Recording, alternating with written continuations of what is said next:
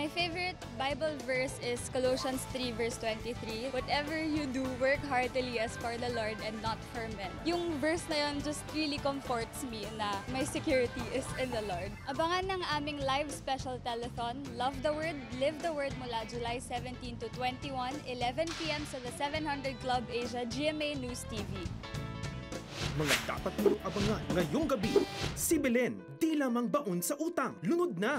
Si Dave, nabubuhay sa pag-igib ng maruming tubig. Si Cherry, naging nanay-nanayan sa isang sinapian. Papaano sila ililigtas ng salita ng Diyos?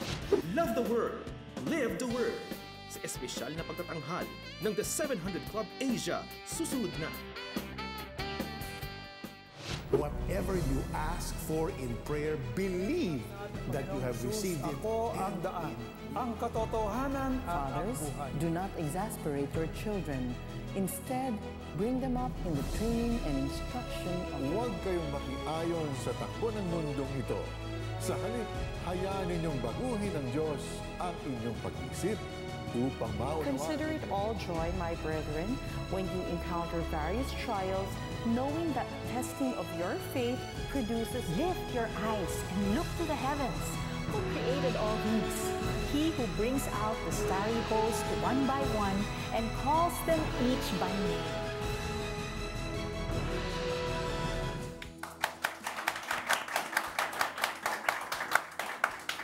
Paano ba makakabangon sa utang? Paano ba aahon sa kahirapan? Ano bang paraan para umasenso? Paano gaganda ang takbo ng buhay ko? Maraming tanong, sari-saring sagot, pero iisa ang palaging tama at totoo. Salita ng Diyos, likha ng mismong lumikha sa iyo. Di ka maliligaw, di malilito, di mapapahamak. When you Love the Word, Live the Word!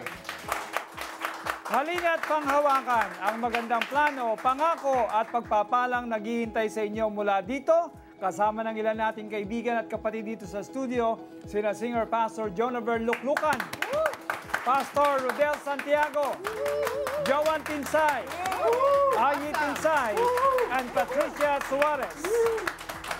We are live tonight for 1 full hour via PLDT and simulcast on cbnasia.org/specials. So hurry and invite your family and friends abroad to watch us on the internet. Pwede din kayo makipag-chat sa amin sa inyong social media accounts. Gamitin lang ang hashtag Love the Word, Live the Word. mapapanood din tayo sa Channel of Blessing sa Cebu and abroad via GMA Pinoy TV, TBN at PhilAm TV sa California. Okay, umpisahan na natin. Ito ang isang magandang pangako ng Diyos at ating Ama sa lahat ng tinuturing niyang anak. Sabi sa awit 113 verse 7, kahit mabuwal, siya ay babangon pagkat si Yahweh sa kanya'y tutulong. Paano naging totoo ang salita ng Diyos sa buhay ni Belen? Panoorin natin. Magmula nang mawalan ng trabaho ang asawa ni Belen, ang lahat ng panggastos ay sa tindahan nila kinukuha. Halos igapang nila ang pangtuwisyon ng anak na nasa kolehiyo. Dahil nang sa pag-aaral ng anak ko ng college, nakautang po ako ng 5-6, so yung mga interest, kaya umabot po ng 1.3 million yung utang ko. Gusto nang tumigil sa pag-aaral ng anak ni Belen, ngunit di siya pumayag. Nung hindi na kinaya, nawala na ng pag-asa sa buhay, na-depress. Dahil sa kahihiyan at laki ng pagkakautang, di lumalabas ng bahay si Belen. Pagka yun po may dumarating na maniningil, nagtatago sa loob ng bahay. Nabalot siya ng takot at halos sumuko na sa mga problemang kinakaharap. 38,000 po kasing kailangan ko noon. Naisipan ko pong magpakamatay noon para hindi na sila madamay sa kahihiyan na nangyari sa akin. Tuliro ang isip ni Belen. Di malaman ang gagawin. Binuksan niya ang telebisyon at nakapanood ng The 700 Club Asia. Umabot sa 10 milyong piso ang pagkakautang ng mag-asawa. Parang hindi buhay ito. Gusto ko nang mamatay. Bigla po akong lumakas yung loob ko kasi parang naisip po siya nga 10 milyon, ako migit lang 1 milyon. Dapat magsikap din ako. Ninais din niyang magbigay sa CBN Asia. Ang perang pambayad sana ng kuryente ay pikit matang ipinadala sa pag-asang mangyari din sa kanya ang himalang naganap sa napanood. Pagkahulog ko noon, tumawag sa akin ang CBN Asia, ni-refer ako dito sa The Lord Our Righteousness Christian Church. Nagtungo si Belen sa naturang simbahan at dooy narinig ang mensahe ng pastor. Tapos sabi ni pastor, kung ano yung nasa loob ko, ihingi ko sa Panginoon, ilapit ko sa Panginoon. Di akalain ni Belen na sa loob ng 24 oras, sunod-sunod na dumating ang magandang balita. Tumugon sa kanyang panawagan ang mga kaibigan at kamag-anak. Tumawag yung pinsan ko, ate, wala akong maitutulong na iba sa'yo, kundi igigib lang kita ng 2,000. Alas 10, may nag-text na naman po, sabi niya, ate, pinadalan kita ng 6,000. Tumawag yung kapatid ko sa Dubai, pinadala po nila sa iRemit. So, na-receive ko po yun. Nakalagay doon kasi 20,000. May tumawag po ulit na isa sa akin na kaibigan ko naman po, punta ka ng SM, magkita tayo, bibigyan kita ng 10,000. Yung naging 38,000 po, then kinabukasan po, binigyan ako ng kapatid ko ng 5,000 na ipadala din po sa amin ang sa scholarship ng anak ko na 5,000. Nakabalik sa trabaho ang asawa at nagbukas muli ang kanyang sari-sari store. Panganay kong anak, nag-graduate na siya ng civil engineer. Ngayon po, magtitake na lang siya ng board exam. Ngayon ay kinuha din si Belen na caretaker ng isang resort. Malaki kong utang, unti-unti ko na pong nababayaran. Hindi na po ako nangungutang. Best gift ever sa akin, yung nakilala ko yung Panginoon, kung gaano siya kadakila para sa akin. Lex, yung kanilang pangbayad sa kuryente, dahil sa pananampalataya, okay? Hindi namin lang natin may pananampalataya si Belen at ibinigay sa 700 Club dahil nasa puso niya ibigay yun. Alam mo, iniisip ko parang may monitor sa heaven eh. Merong breakthrough na pag naano mo yon, yung dahil sa pananampalataya mo, ginawa mo, ang balik sobra-sobra. Kaya nga, our God is a God who gives us more than enough. Hindi lang yung kung ano lang yung kailangan niya eh, di ba? Amen, amen. Kakaiba po ang payo ng salita ng Diyos sa mga nangangailangan. Kapag tayo'y nagigipit, di dapat tayo maging maramot o mapag-imbot. Sa halip lalo tayong maging mapagbigay. Kanino? Sa kapwa nangangailangan at sa gawain ng Diyos. Dahil itong sinabi ni Jesus sa Gospel of Luke chapter 6 verse 38, magbigay kayo at kayo'y bibigyan din. Hustong takal, siksik, liglig at umaapaw pa ang ibibigay sa inyo. Sapagkat ang panukat na ginagamit ninyo sa iba ay siya ring gagamiting panukat sa inyo. Kaya walang bukas palad na nagiging kapos palad. Let's apply this and give today with open hearts and hands. Since Monday, your total donations now amount to 1,325,684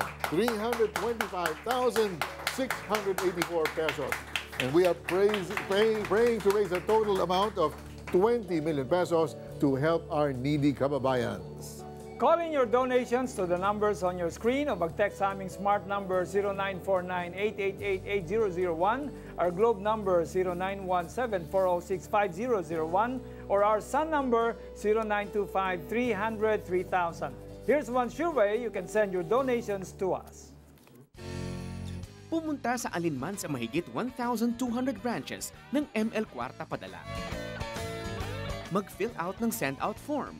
Isulat ang pangalan, halaga ng inyong donasyon at CBN Asia bilang receiver. Ibigay sa counter ang inyong filled out form kasama ang donasyon. At hintayin ang kopya ng inyong transaksyon. Napakadali lang mag-donate, di ba? For your generous giving, you will receive these gifts. Stick to the word stickers, yours for your gift of 500 pesos. Wonder Women DVD, yours for your gift of 1,000 pesos. The 5 Solas 9x20-inch scroll, yours for your gift of 5,000 pesos. Armor of God panels, yours for your gift of 10,000 pesos. Call and be a CBN Asia partner today. And for those who will fulfill their pledges early, you will receive this book, Relationships 101 by John C. Maxwell. So, donate now. Para sa nagsisimulang pamilya tulad ni na Joel Borja, bawat lalabas sa pinaghirapang kita ay napakahalaga. Nasanay kang maginhawa ka nung binata, tapos nung nag-asawa ka, parang magiging kapos yung kinikita mo. Subalit sa kabila ng palaking gastos kasabay ng paglaki ng kanilang pamilya, ay bukas ang mag-anak ni Joel sa pagbibigay. Yung bata pa ako Yung kapatid ko, kuya ko, may nanonood siya nung si Pat Robertson pa nun Sumusulat siya, tapos may natatanggap siyang magazine. Na-encourage din ako sa akin. Umano sa isipan ko yung 700 Club. Tumimo kay Joel ang naging impluwensya ng nasabing programa sa kanya simula pagkabata. Nagpupunta sila doon sa mga lugar na hindi talaga naabot ng government mismo, na talagang walang tubig. Hindi lang i-share yung word ni God, pati mabigay sa kanila yung medical needs nila physically. Nang magkapamilya, sinigurado niya na magiging tapat silang mag-asawa sa pagbibigay sa naipangakong halaga kada buwan. Nagsimula kaming magbigay ng 200 pesos noong 2003. Taong 2006 nang mag-alisan ang mga kapwa architect ni Joel sa opisina. At dahil sa wala pa masyadong experience, ay nanatili siya sa kabila ng nagbabadyang pagdami ng kanyang gagawin sa trabaho. Subalit, lingid sa kanyang kaalaman ay ito na pala ang durungawan ng pagpapala na inihanda ng Panginoon para sa kanya. Sir, magkano nga pala yung sahod mo? 12,000 po, sir. Gawin na lang 25 yung sahod mo. Grabe nang parang ang bilis tong pangyayari na 12 biglang nag-jump sa na doble sahod ko. At kasabay ng pagragasa ng pagpapala sa trabaho ni Joel, ay dinagdagan niya pa ang kontribusyon sa 700 Club Asia kada buwan. Hanggang sa panibagong pagpapala na naman ang ibinigay kay Joel at sa kanyang pamilya. Nagkaroon siya ng kliyente sa ibang bansa na handang magbayad ng malaking halaga kapalit ang mga architectural designs ni Joel na ipinapadala din niya online. 500 per hour. Pero kung wala siyang bibigay na project, may fix na sahod kami marireceive na 55,000. Marami yung dumadating na project. Per hour ang computation ng sahod namin. So, higit pa doon sa napag-usapan namin yung nare-receive namin kada buwan. At dito ay mas lalong naging masigasig si Joel sa pagbibigay. Nagbigay kami ng 10,000 kada buwan sa CBN Asia. Ito na si Joel ngayon, isang responsableng padre di pamilya. At tulad ng mga dinedesenyong gusali ay mas lalo siyang pinagtitibay, pinagyayaman at inaayos ng Panginoong Diyos. Kasi parang napakaliit lang nung na ibalik namin kay Lord compared sa mga binigay niya sa amin. Paano niya kami binago? Maraming bagay na nakita ko is hindi lang financially niya kami binago. Bilang family, parang tinayuan niya kami, hindi niya kami pinabayaan. Ang ano na lang namin is yung maging blessing pa sa ibang tao. Mapakita namin kung sino si Jesus, si Panginoon sa amin. Beautiful story, amazing. You really cannot ever outgive God. No, He gives much more than you ask. And not only that, alam mo, Joyce, yung sasabi natin talaga na pag nagbigay ka sa Panginoon, it is what's in your heart. And you don't give because you have so much. Even in your nothingness, you can give. And God will multiply. And what's really wonderful dun sa kwento ni Joel is that he saw the example of his brother. Yung brother niya hindi nag-preach sa kanya. Diba? He just was giving without saying anything. Yes. And this impacted him. Yes. So sometimes what we do, when we are generous, akala natin hindi napapansin ng iba, pero napapansin yan. And because God works through us, they will become generous too, just like you. That's true. One more thing, you know, hindi lang binago yung kanyang financial situation. Binagong buhay niya. Because it's not just about the money being rich because God has blessed you. It is God will give you a full and changed life. Amen. Well, you know what, Carla? I have noticed that some people, they can misinterpret or misread God's word. Jesus never said, "Blessed are the poor." Hindi kaloob ni Jesus na maging dukha ang mga Kristiyano. Ang sabi ni Jesus, "Blessed are the poor in spirit." Pinagpapala ang mga mababa ang loob. Yung mga taong humble. katulad mo. Including the rich who are not proud that they are rich, but they care enough. I hope so, to share with the poor. Tulad ng ginagawa ni Joel Borja. Amen to that, Joyce. Kasama natin sa studio si Pastor John Naver. Did I pronounce it right, Pastor? Thank you so much for being here, Pastor. You know, thank you for taking time to also volunteer.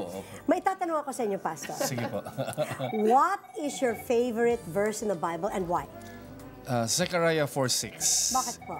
It's not by might nor by power, but by my spirit, says the Lord. Why? Bakit po yun naging very meaningful sa inyo? Simula nung bata ako, I tried my best na maging successful.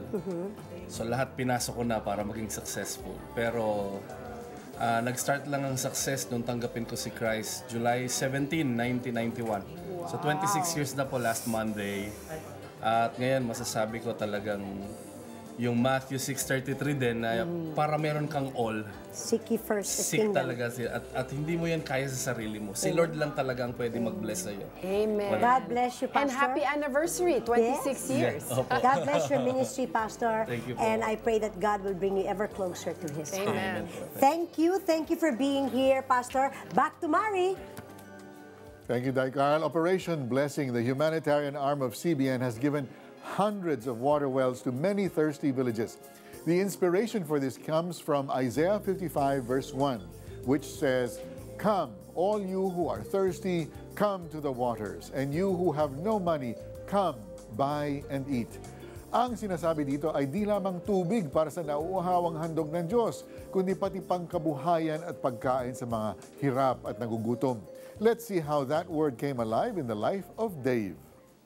Matapos masalanta ng bagyong Yolanda, nalipat sa resettlement site si Dave at tiyahing si Methelyn. Dito'y may takdang oras ang pagkuha ng tubig sa tangke. Kapag marami pong umiigib, siyempre mahirap po kasi naubos po yung tubig. Diyan po kami umiigib sa balon kahit hindi malinis po.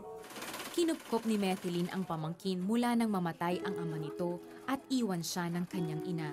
Sa pananahi ng uniforme, nabubuhay ang magtiyahin. Nang magkasakit si Methelyn, nanatili siya sa ospital ng ilang linggo. Natutong magluto si Dave hanggang sa maubusan na siya ng pera at wala nang maipambili ng pagkain. Hindi po ako pumapasok kasi po, kapag pumasok lang din po ako, pagdadating ko doon, wala naman pong laman yung tiyan ko. Wala na rin pong laman yung utak ko. Sa balon, nakahanap ng diskarte si Dave. Nag-igib siya ng tubig para sa kapitbahay kapalit ng pagkain. Yung iba naman nagbibigay ng 5 piso kada water jug na mapuno niya. Sa maghapon, malaki na kung kumita siya ng 30 pesos. Sapat lamang sa meriendang pantawid gutom. Nung nag-iigib po ako, bigla po akong nakaikot at nadulas po ako. Mahirap po makalakad kasi yung dito ko po na bagsakan po ng jug. Nang malaman ng Operation Blessing ang problema sa tubig sa Basay, Western Samar, nagtayo ng bagong poso sa barangay. Sa poso po, meron pong doon, ang salok. At hindi po natutumba. Kapag umuulan, hindi po madumi. Pwede po siyang mainom. Matamis po. Para magtuloy-tuloy ang pag-aaral ni Dave, isinali siya ng Operation Blessing sa back-to-school program. Kumpleto sa gamit at uniforme. Nung unang araw na pagpasok ko po sa eskwela, excited po at saka tuwang-tuwa po. Matagal ko na pong pinapangarap ang makapag-aral ng high school. Gusto ko pong makamit ang pangarap ko bilang maging computer engineering po. At para masigurong makakakain si Dave, binigyan siya ng Operation Blessing ng mapagkakakitaan, isang pedicab. Sumasabay sa kanya ang mga estudyanteng papasok sa eskwela. Yung kinikita ko pong pera ay pinagbibili ko po sa pagkain ko sa break time po namin pag nag-aaral po ako. At saka binabawas ko naman po sa mga activity po, sa project po sa eskwela na may mga binabayaran. Ngayon, hindi na kailangan pang mag-alala sina Dave sa pagkukunan ng tubig na malinis at pagkain sa araw-araw. Malaki pong pagpapasalamat ko po sa Operation Blessing. Hindi po dahil sa inyo, hindi po magbabago ang buhay ko. Kita nyo naman kung ano nagagawa ng 500 pesos a month ninyo. 500 natin, no? Pag pinagsama-sama yan, ang dami natin nagagawa, ang dami natin natutulungan. Totoo yung Mari, kaya talagang pag napapanood ko yung mga ganito, talagang I really feel proud na ako ay bahagi ng 700 Club. Kasi ito mga buhay na babago. Alam niyo bang ang Operation Blessing ay inilunsad noong 1978 dahil sa utos ng Diyos sa Isaiah chapter 58? Ang sabi ng Panginoon dito, ganitong pag-aayuno ang gusto kong gawin ninyo. Palayain ninyo ang mga naapi. Ang nagugutom ay inyong pakainin. Ang walang tirahan ay inyong patuloyin. Ang mga walang maisuot ay inyong bigyan ng damit. Kung magkagayon, sisikat ang liwanag sa inyo at matutulad kayo sa bukang liwayway. So let's act like children of the light and share God's blessings with the poorest of the poor in our nation. Call in your donations now. So far, your donations have reached 1,344,684 pesos. So please, let's double, even triple that amount this and next week. And here's before we go on to something else, may babasahin ka ba, Alex? Yes, itong mga pledges na tinanggap na natin, si Flory, 2,000 pesos from Batangas, walk-in. Lucille, 10,000 from Quezon City, walk-in. Si Rose, 10,000 ng Pasig City. Lara, 20,000 Parañaque City. Si Joyce, 5,000 mula sa Cagayan, ML Cuarta padala. Alvin, 5,000 Cebu, ML Cuarta. Hias, 10,000 Quezon City credit card. Raquel, 5,000 from Pampanga credit card. Rafa, 10,000 Parañaque City BPI Express online. Wendy, 20,000 Quezon City BPI Express. Wilson, 5,000 Davao del Sur RD Pawn Shop. Ellie, 3,000 Rizal RD Pawn Shop. Si Emily naman ng Caloocan nagbigay ng 100,000 pesos one time. Wow! 100,000. Hindi ba nagkamali? Hindi. Nakasulat dito. Hiniwalay talaga. Baka magiging monthly na yan. Wow. In time. Here's a safe and reliable way you can send us your contributions. Pards, pwede na daw mag-donate sa CBN Asia through 7-Eleven. Wow! Actually, gusto ko yung mga ganyan. Kasi marami silang natutulungan. So, game. Purakos! Purakos? Game. Purakos! Tara sa Click Kiosk! Excuse me po. Sorry. Select Bills Payment, choose CBN Asia, ilalagay ang name, contact number, and amount. Then, ibibigay mo lang yung receipt mo sa counter together with your donation. Wow! My turn. Cheers! Purakos! Purakos! Please visit cbnasia.org/711 to complete your transaction. Purakos!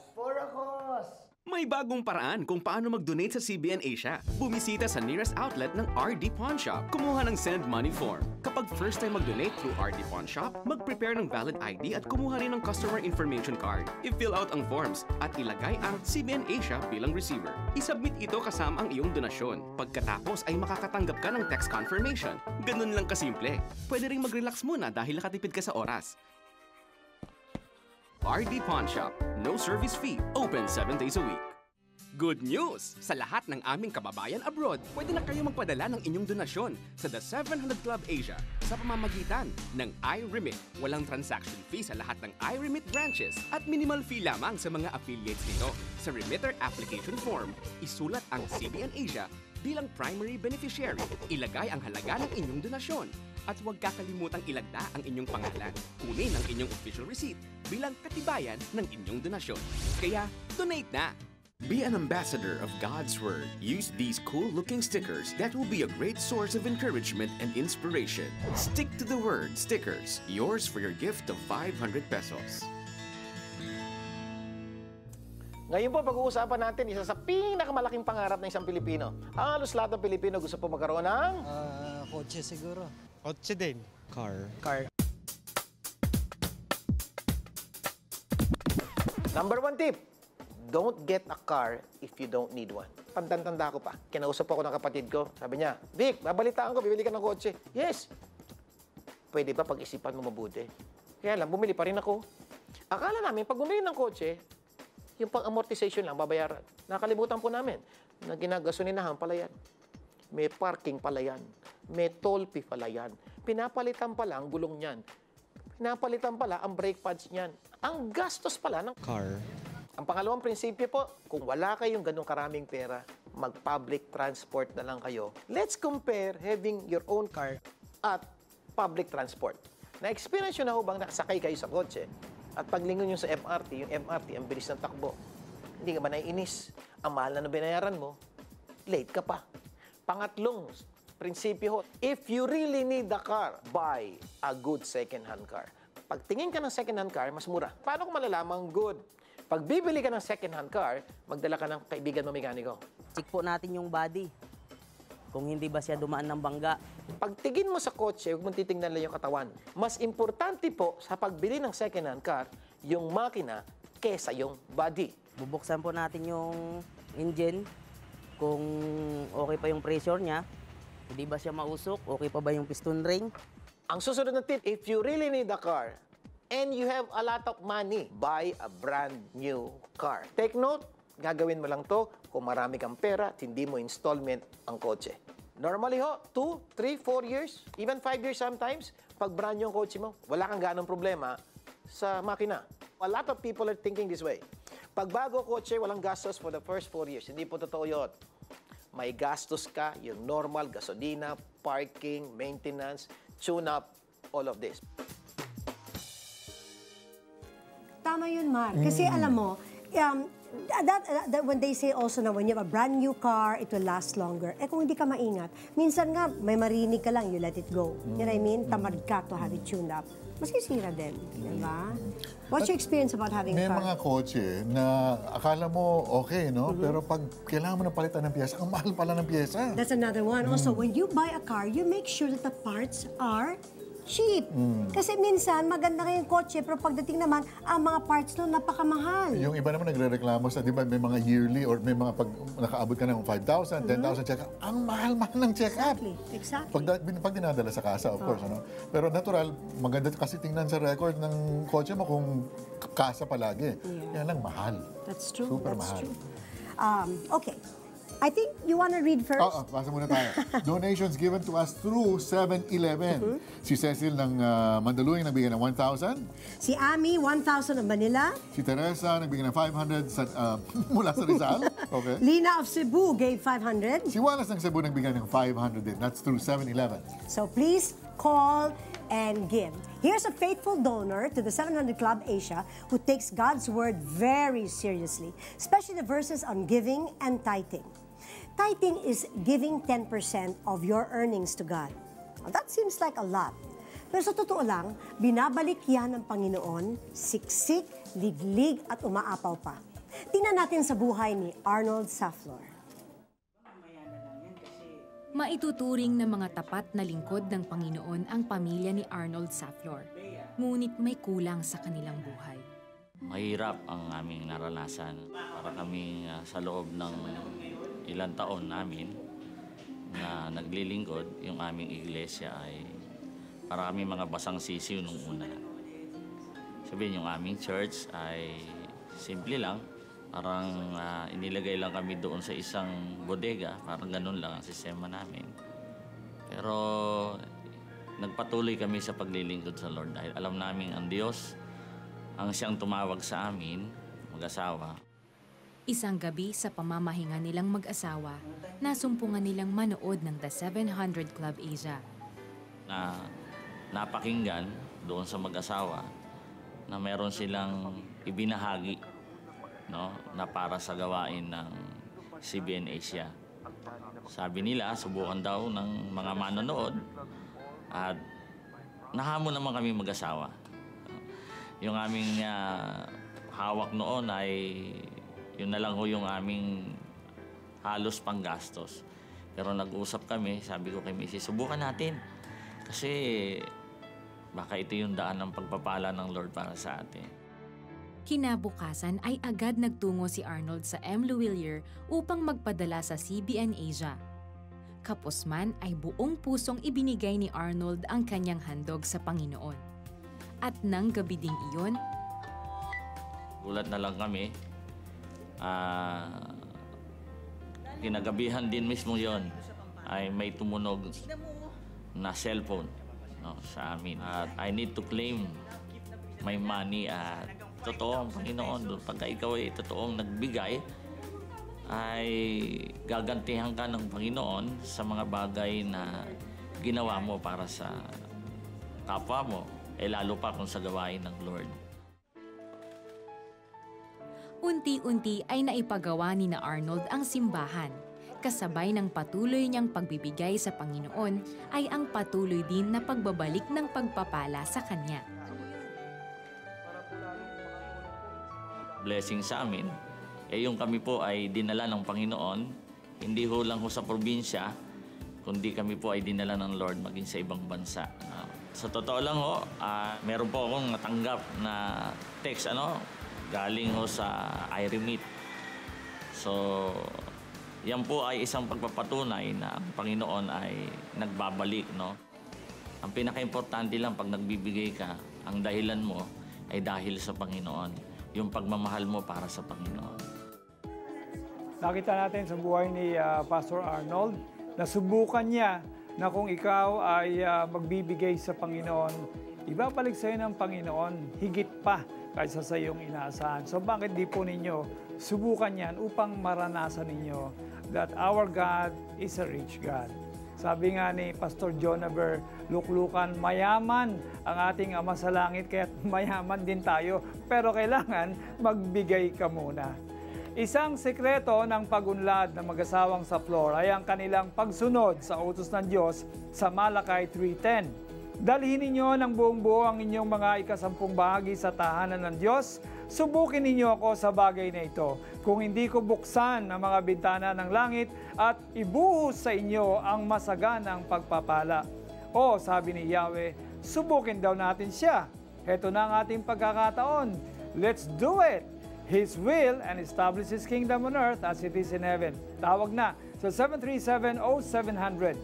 Ikaw naman, Joyce. Thank you, Alex. I am here with Pastor Rodel Santiago. And since we've been talking about, favorite Bible verses tonight, could you share with us a Bible verse that's really meaningful to you?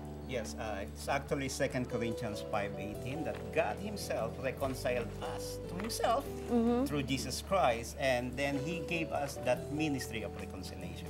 Why is this special to you? Because this one gave us two things. One is the privilege that we are forgiven for all the sins that we have. And then the second thing is the privilege comes with a purpose. The purpose is you become the minister of reconciliation. Just like what you're doing here. You become the minister of reconciliation. And just like what you're doing in Hong Kong, because that is where your church is. Exactly. So maraming salamat that you're in town and you're visiting us and you're volunteering. So we might as well say hello to viewers in Hong Kong kasi they can watch us on the internet. So hello to everybody in Hong Kong. Mahal na mahal po namin kayo. And thank you so much, Pastor Rodel, for sharing with us. Your pledges tonight will help us sustain our 24/7 prayer center. Kahit anong oras, araw o gabi, may nakaantabay kaming trained counselors na handang makinig sa inyong mga hiling at hinaing at ipag-pray kayo. One of our most frequent callers was a very worried real estate agent named Lyra Tobias. Alamin natin kung bakit. Yung pera na yun, ininvest ko ba sa'yo, ha? Nakakasama ng loob na yun. Hindi naman talaga ikaw taong masama, pero hinuhusgahan ka. Kasi mahirap bawiin yun eh. Bilang isang real estate agent at nagmamay-ari ng karinderya, masasabing kontento na si Lyra sa kanyang buhay. Hanggang sa isang pangyayari ang nagpabago sa takbo ng kanyang mundo. Tinakasan siya ng isa sa kanyang mga kasama sa negosyo. Tangay ang mahigit 1 milyong pisong down payment at lahat ng papeles. Nakalagay doon, after 3 months to 6 months, kailangan mag-move in na yung mga client dun sa property na sinasabi niya. Pero hindi nangyari yun. Gusto ko na i-open sa mga client na may nangyaring hindi maganda. Hindi ko masabi yun kasi natatakot ako. Kahit alam kong parang may problema na ako mismo, ayoko paniwalaan na malaking problema ang haharapin ko. At dahil hindi na muling nagpakita ang nanloko sa kanya, siya na ang sumalo sa lahat ng pagkakautang nito. Sabot daw ako, manluloko daw ako, parang istapa, kung ano na sinasabi. Pero hindi ko naman masisisi yun kasi normal naman yun eh. Inaamin ko naman na hindi rin naman ako naging maingat. Idinimanda si Lyra sa kasong estafa. Labis naman itong dinibdib ng kanyang ina, dahilan para ma-stroke ito. Dumating sa puntos yung ayaw ko magising kasi Ang sasakit na sinasabi ng mga tao. Kahit na sabihin kong ako rin biktima, dahil nga ako yung humarap sa kanila, wala akong magagawa eh. Sa gitna ng pagkakalugmok ni Lyra, naalala niyang manalangin sa Panginoon. Hanggang sa masumpungan niya ang The 700 Club Asia. Ang the best kasi dun, ang gusto ko talaga makilala si Lord. Gustong-gusto ko manood ng 700 Club kasi yung mga taong nakakilala kay Lord, parang gusto mo rin maranasan yon. Naging daan ang programang The 700 Club Asia para isuko ni Lyra ang kanyang buong buhay at problema sa Panginoon. Doon talaga ako natutong lumapit kay Lord at nakilala nung tumawag ako sa 700 Club. Yun yung natuklasan ko na na si Lord buhay, sumasagot sa lahat ng pangangailangan natin o siya makakasolve sa mga problema. Sinikap ni Lyra na bumangon sa kanyang pagkakadapa at harapin ang anumang problema dahil alam niyang hindi siya pababayaan ng Panginoon. At nagbunga ang lahat ng kanyang panalangin. Nanumbalik ang lakas ng kanyang ina matapos itong maoperahan sa puso. May mga ginamit din ang Panginoon na mga tao para unti-unti niyang mabayaran ang lahat ng kanyang pagkakautang. At higit sa lahat, ibinasura ng korte ang kasong estafa sa kanya dahil sa kakulangan ng ebidensya. At dahil sa kanyang katapatan sa pagbibigay, lalo pang dumaloy ang mga pagpapala ng Diyos sa kanyang buhay dahil nakabili siya ng sarili niyang mga bahay, lupain at sasakyan. Ang sinasabi ng mga nakakilala sa amin, nanalo ako ng loto. Wala pa rin naniniwala na ganun talaga si Lord pag blines tayo.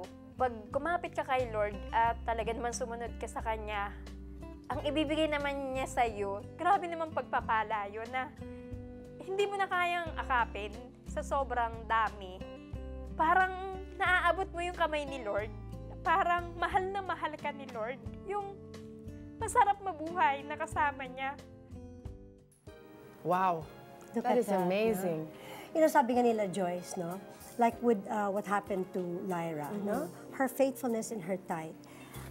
If we are not faithful in the little things, then we cannot be entrusted with little things. And if we are faithful, and if we are dishonest with little things, we will be dishonest in bigger things. How can we be trusted with the riches of the earth? And tithing is one way of really, it's not, kasi minsan sabi ng tao, yun naman, babalik pa kay Lord. The Lord, He owns everything. What is 10%? There's really nothing that you can do to outgive God. Amen. Like what she was saying, yung binalik sa kanya, hindi na nga daw niya alam kung anong gagawin niya sa sobrang dami. I think the root of it is faith. Yes. And because of Lyra's faith, kasi yun talaga yung root, no? Kaya siya may capacity to give. It's because of the faith. And the amazing thing is that when you have that faith, God fixes your life. Kasi yun nangyari kay Lyra, wala siyang control. What happened to her was just a terrible business decision. She could not control it. But when she surrendered to God because of faith, she became generous and God fixed her life. God fixes the state of your heart. Amen. Okay? Pareho ang patutuo ni Lyra Tobias sa shinare ni Arnold Zaptor kanina. Umunlad sila nang matuto silang magbigay ng ikapo o ikapusampung bahagi ng kanilang kinikita sa Diyos. Actually, maliit nga ang 10%. Di ba kung ikukumpara natin sa pinuhunan ng Diyos sa atin? Binigyan niya tayo ng buhay, hininga, talents, kalakasan ng katawan, intelligence, iyan ang kapital na ininvest niya sa atin. At ang hinihingi niya lang na balik ay ika-10%.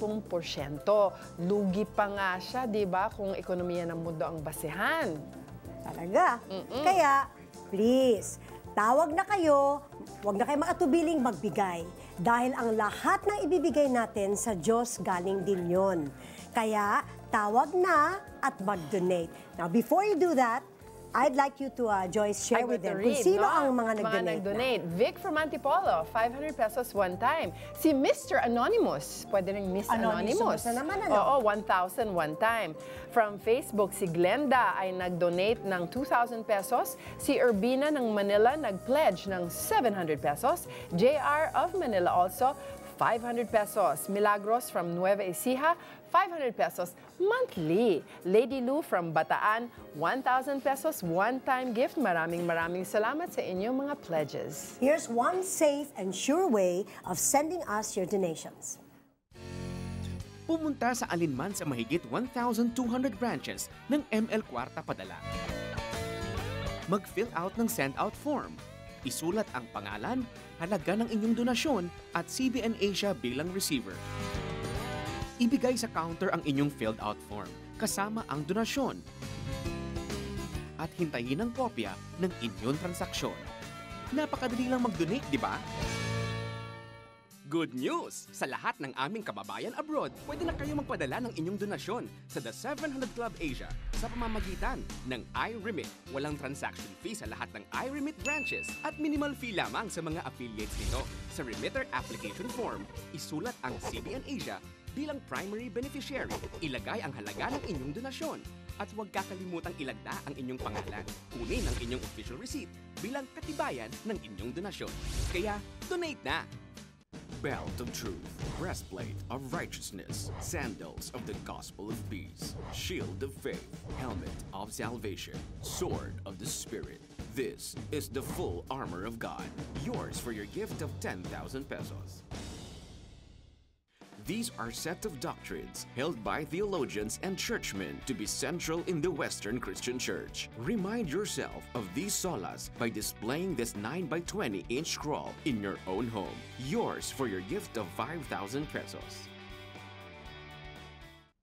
Lagi akong galit sa mundo na ayoko, wala akong tiwala sa tao. Palaaway ako, konting kibot na may marinig akong salita sa akin na hinaharap ko na siya. Wala akong pakundangan kahit sa kalye. Magsasalitaan kita ng hindi maganda. Ganon yung ugali ko. Bukod sa mga kaibigan at kapitbahay, ang pinakatinatamaan ng kagaspangan ng ugali ni Vicky ay walang iba kundi ang kanyang mister. Lagi kami nagtatalo. Ang bunga talaga niya ay wala nang pakundangan. Kapag nag-init talaga ang ulo niya, mahirap pong awatin. Lalong nasubok ang katigasan ng puso ni Vicky nang malugi at magsara ang kanilang sari-sari store dahil sa pagkabaon sa utang. Bumaksa kami bigla. Nagalit ako sa sarili ko. Sabi ko, bakit ginawa ko naman yung lahat? Bakit ako nagkaganito? Nasa lugmok na sitwasyon si Vicky nang makapanood ng The 700 Club Asia. Naunawaan niya ang pag-ibig ng Diyos kaya sumabay siya sa panalangin ng host. Yung time na yon, sabi ko, Lord, sinusuko ko na sa'yo. Hindi ako marunong manalangin pero natuto ako kasi nag-ano po talaga sa kanya yung spirit ng Lord. Ang sabi ko sa sarili ko na wala palang imposible. Ang lahat pala ng itong mga problema na to ay malalampasan ko rin, mapapagtagumpayan ko rin sa tulong ng Panginoon. Magmula noon, unti-unting kumilos ang Diyos sa buhay ni Vicky. Makaraan ng ilang araw, nakilala niya ang isang kapitbahay na napanood niya ang kwento sa The 700 Club Asia. Inanyayahan silang mag-asawa sa isang Bible study. Dahil sa salita ng Diyos, dahan-dahang nabago ang pag-uugali ni Vicky. Nagpapasalamat po ako sa Panginoon at malaki po ang pinagbago ng aking asawa. Mula po siya nang nakakilala siya. Naging mapagkumbaba na po siya. Mahinahon sa mga salita niya na hindi na nakakasakit ng kapwa. Ano na po yung pag-ibig niya sa mga taong nakakasalamuhan niya.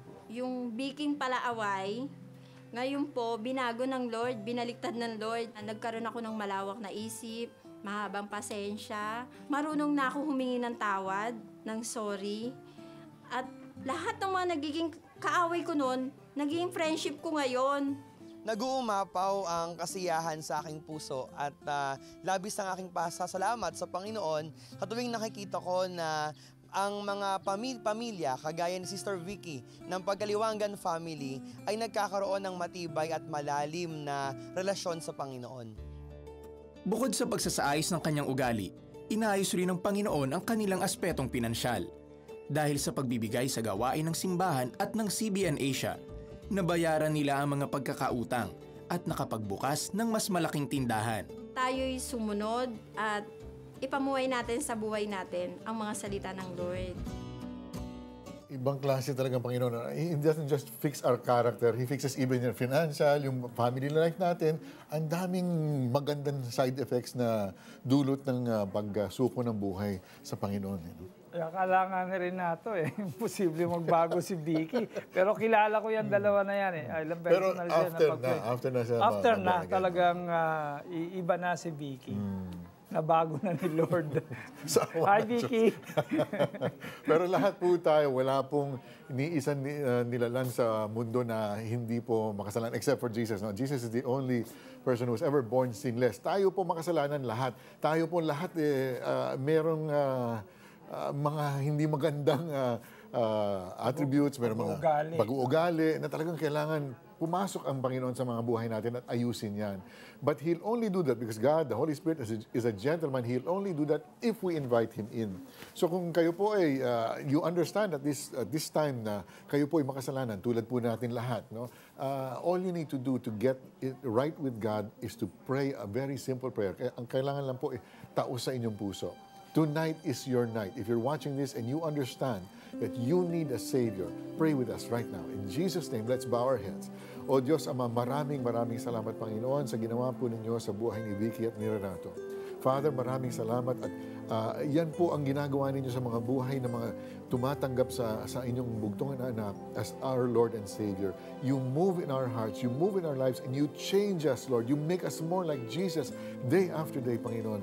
Hindi na po namin kailangan mag-worry na ang buhay namin in the future will be tense because you become Lord and Savior of our lives. You are the one who controls our lives. Lord, you are the kind of God that is so generous that you want to give us all eternal life. You want to give us abundant life, yung nanggagaling sa inyo.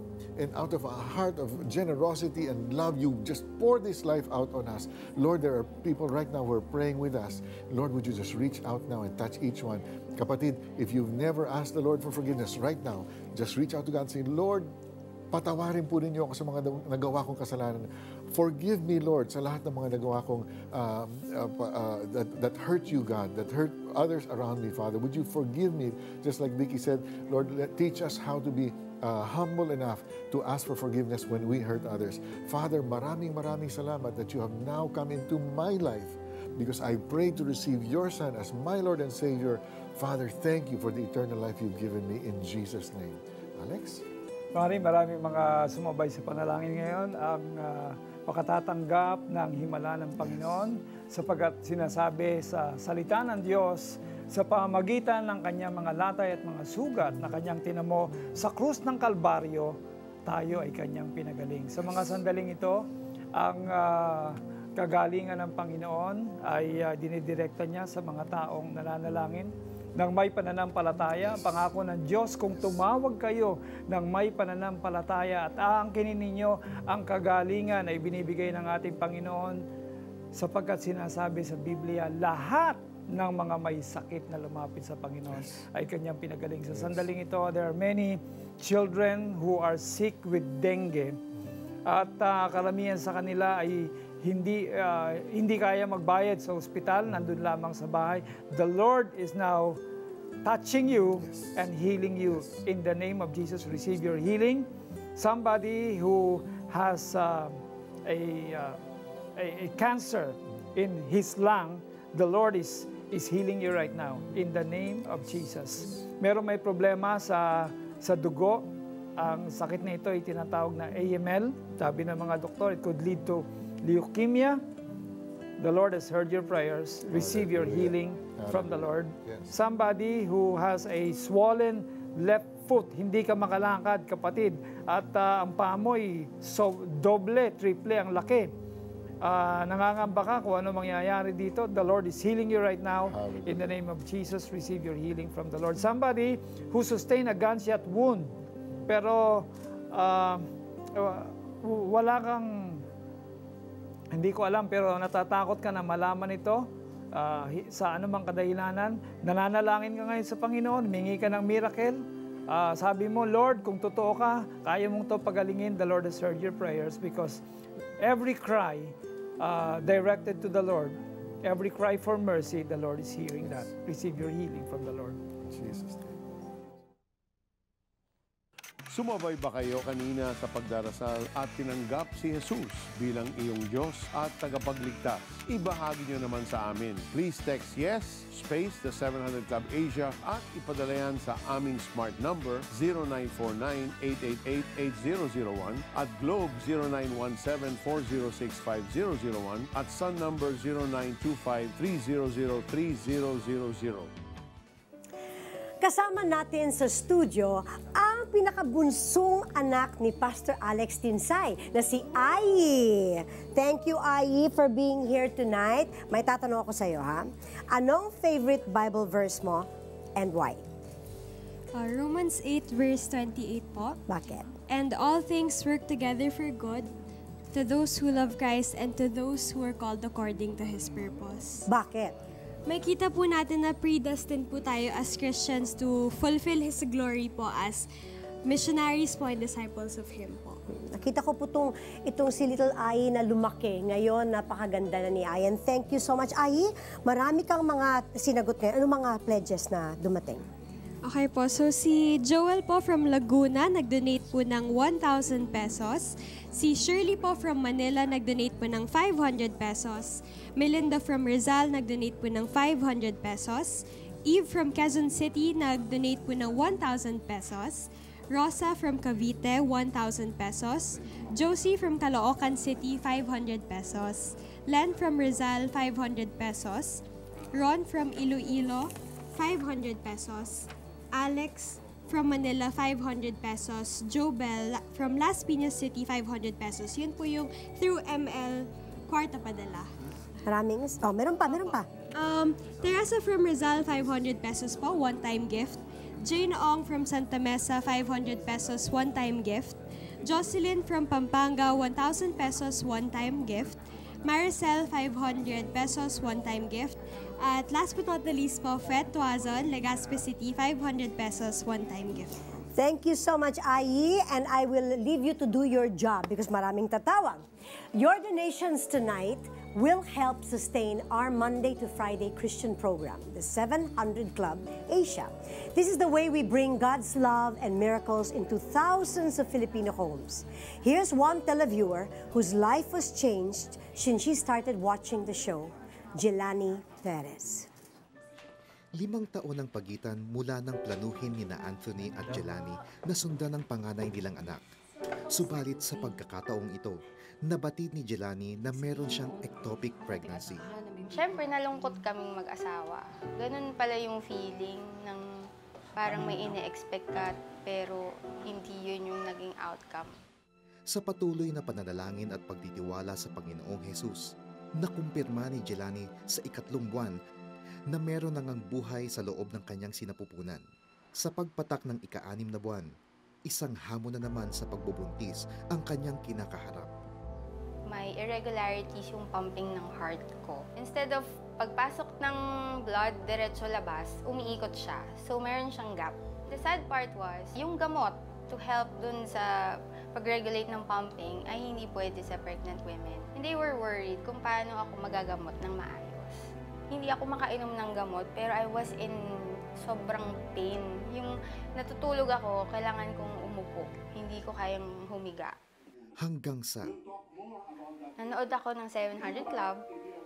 Narinig ko yung prayer ni Pastor Peter. There's a pregnant woman praying now, watching our show, who's having difficulty in breathing. The Lord is healing you. Receive your healing right now, and you will give birth to a healthy baby.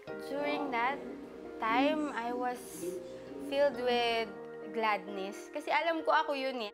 Since then, hindi ko na naramdaman yung pain. Naganap nga ang pangakong ito ng Diyos sa kanyang buhay. Naging maganda yung flow ng pregnancy ko until sa giving birth. I gave birth normal delivery to a healthy, bouncy baby boy. Nagpatuloy sa pagsubaybay ng programa si Jelani at di niya inaakalang matatagpuan niya dito ang sagot sa kanyang pinagdaraanan. Napanood ko yung isang manufacturer na na-feature na tumulong sa amin para magkaroon kami ng isang product. Nabigyan ako ni Lord ng opportunity to have an income kahit na nasa bahay ako. Ang business namin, we started with less than 50,000 capital. And ngayon, the Lord has blessed us with more than 1 million sales. One key to success in the Christian life is not just giving, but forgiving. Jelani forgave her husband, and he forgave her, and they lived happily together after. Forgiveness, isang haligihan ng buhay Kristiyano. As the Epistle to the Ephesians puts it, maging mabait kayo at maawain. Magpatawad kayo sa isa't isa tulad ng pagpapatawad sa inyo ng Diyos dahil kay Kristo.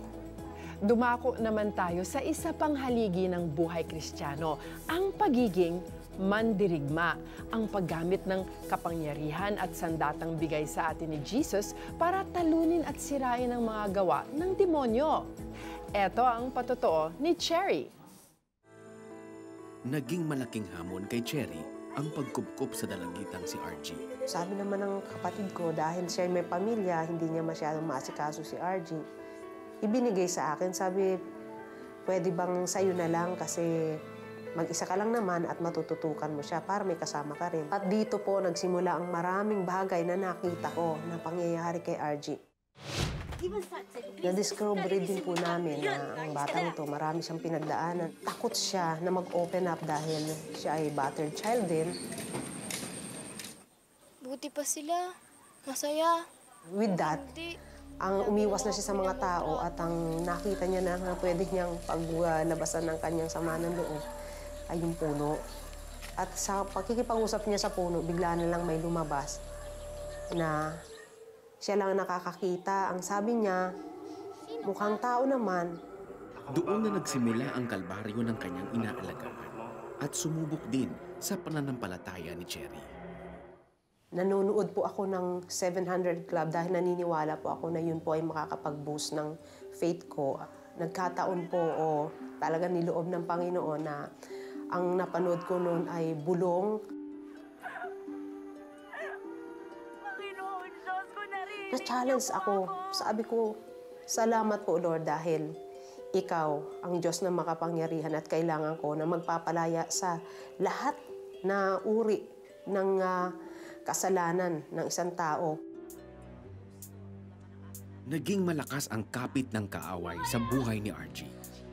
Matyaga namang tinutukan ni Cherry ang bawat pagsubok na pinagdadaanan ng alaga.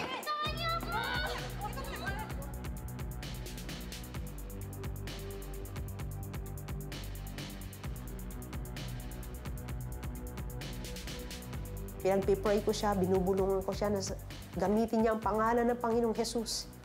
Challenge ko siya na hawakan niya ang salita ng Diyos. Na ang sabi doon sa Pilipos, chapter 2, verse 10 and 11, sabi doon, lahat ng nilalang sa langit, sa lupa at sa ilalim ng lupa ay luluhod sa pangalan ni Jesus. Hinarap ni Cherry ng buong tapang ang kaaway na gumagapaw sa buhay ng alagang si RG. Gamit ang mga aral na napulot niya sa panonood ng The 700 Club Asia. Sa pangalan ni Jesus, in mighty name of Jesus, lumayas ka sa katawan ng batang to! Lumayas ka sa katawan niya! Sa pamamagitan ng mataimtim na pananalangin at pagtuturo ni Cherry ng salita ng Diyos kay RG, lumaya si RG sa tanikala ng kaaway. Sa lahat nagyari sa buhay ko, eto po, nakikita ko yung baga pagpapala, yung baga maraming opportunities na nagyari po sa buhay ko. At nagpapasalamat po ako sa isang tao na nagbahalag malasakit at tinuring ko po siyang daday. Kaya nagpapasalamat po ako sa kanya at sa Panginoon. Sobrang nagpapasalamat ako. Ngayon ay ginagamit ng Panginoon si RG upang magbigay puri sa kanya sa pamamagitan ng musika. Papasalamat po ako sa Panginoon. Gumagamit siya ng instrumento na para mapatatag ang pananampalataya ng isang tao at isa na po yung 700 Club. You know what, Carla? whatever scary thing in your life, it doesn't even have to be something as scary as what happened to Aji. It can be the smallest fear to the biggest fear. The name of Jesus is above that. Takot ka sa spiders, takot ka sa ipis, even something as small as that, the name of Jesus is above that. Right? In Jesus' name. Go away. Yeah. Remember, greater is He that is in you, Jesus Christ, than he, Lucifer, that is in this world. Amen. And maraming salamat po, of course, sa lahat ng mga nagbigay at tumulong sa amin dito sa 700 Club. God bless you more.